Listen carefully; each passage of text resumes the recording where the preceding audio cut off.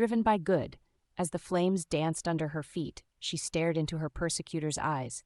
She did everything to hold in her emotions. He'd win if she cried.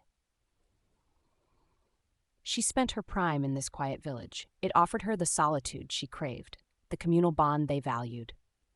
She spent years learning multiple disciplines to automate some of her daily chores, a Rube Goldberg matriarch of sorts. This gave her free time for her passion, learning. Being able to support herself, she knew he'd consider her a threat. However, she didn't anticipate how effectively the townsfolk could be swayed. He had worked his magic, cloaked in legal jargon. He was able to overturn a seemingly small ruling that allowed him to shepherd the masses against anyone he deemed a witch. In doing so, the power of dark money dug its claws deep into the innocence of the townsfolk.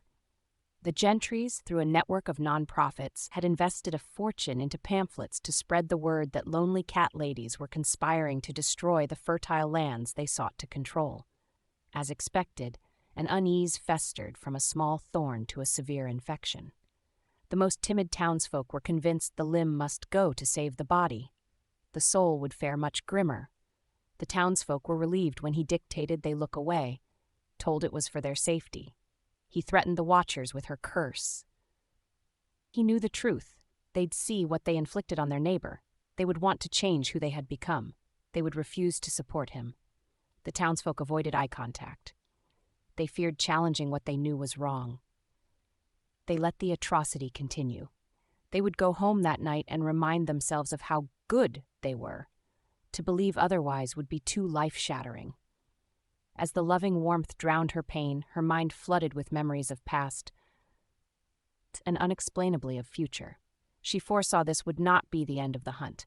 He demanded his legacy continue.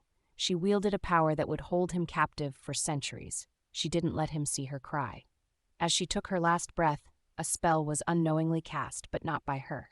He would chain future generations to cling to control, as he did. The townsfolk were damned to relive their sin, voiceless bystanders, yearning for the day they would return to caring for their neighbor. For their inaction, the townsfolk would pass on a collective burden of regret.